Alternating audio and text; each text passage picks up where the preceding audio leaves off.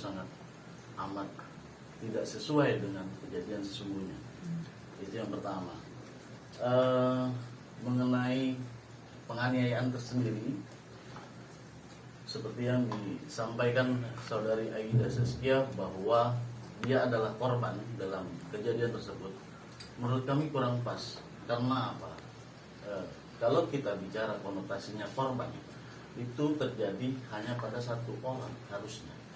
Tetapi di sini pada kenyataannya ya, yang mengalami luka-luka itu ada di 2 orang, termasuk rekan kami saudari Putri Katarina, di mana tadi pagi pun kami setelah melakukan laporan kepolisian ke Polda Metro Jaya, kami melakukan visum di Rumah Sakit Polri Kramat Jati, dan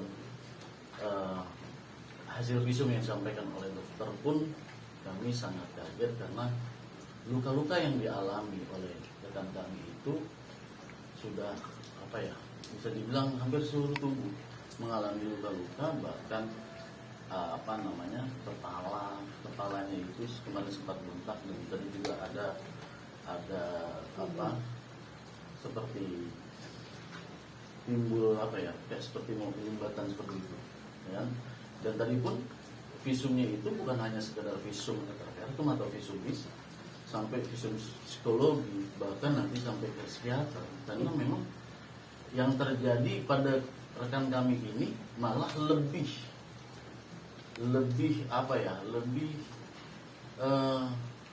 amat sangat ya dibandingkan dengan yang terjadi dengan saudari Aida Saskia, sebagaimana yang diberitakan oleh dia kemarin sore itu. Jadi di sini kami simpulkan bahwa di sini bukan adanya tindak penganiayaan, tetapi di sini terjadinya keributan. Kami pastikan itu keributan yang mengakibatkan luka-luka pada kedua belah pihak. Dan keributan tersebut saya pastikan bukan disebabkan oleh pihak lain, itu terjadi karena masalah pribadi antara Aida Saskia dengan rekan kami Putri Katarina. Mungkin dari saya seperti itu.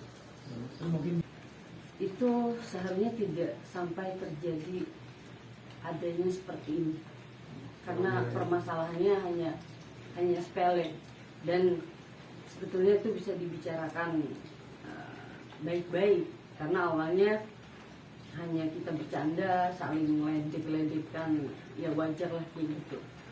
Nah, dan yang jadi permasalahan besar itu apa yang disampaikan oleh Aida Saskia di beberapa media itu bukan pokok atau fundamental dari permasalahan sehingga terjadinya saling melapor. Dan perlu saya sampaikan di sini, ini sangat amat disayangkan dan melibatkan banyak orang, terutama keluarga itu. Karena kedekatan saya sama Aida itu betul-betul jauh, sangat dekat. Mungkin sebagian teman-teman di sini tahu, dari mulai Aida sakit itu, bahkan sebelum sakit itu saya yang merawat sampai Aida sembuhnya. Saya yang jagain, saya yang mengurus sampai detik kemarin sebelum terjadinya tindakan ini. Mungkin ada beberapa hal yang tidak bisa disampaikan di sini untuk fakta yang sebenarnya dan apa yang terjadi itu kami sudah sampaikan di Polda, laporan itu. Mungkin nanti berdasarkan penyelidikan perkembangannya seperti apa. Gitu. Nah, yang saya sayangkan di sini, Aida bilang penganiayaan.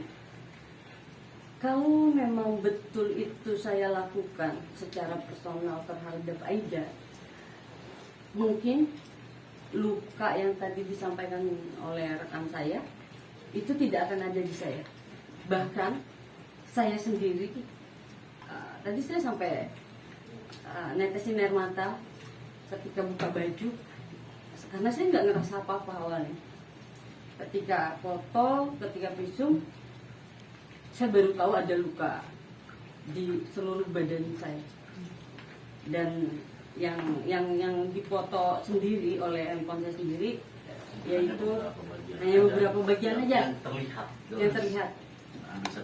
Pikir saya ini cuma ditangani sampai HCTA, bukan kami.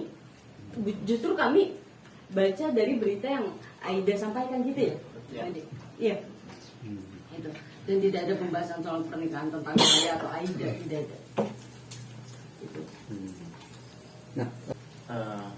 Memang kemarin itu awalnya karena memang sebelumnya kami dekat juga dengan Aida. Jadi kita sendiri sama sekali tidak berpikir untuk melakukan ini.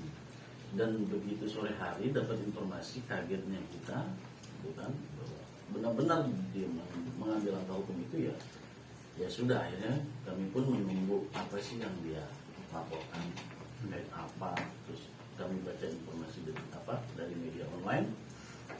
Akhirnya tengah malam semalam itu kita putuskan untuk ini kita juga harus melakukan laporan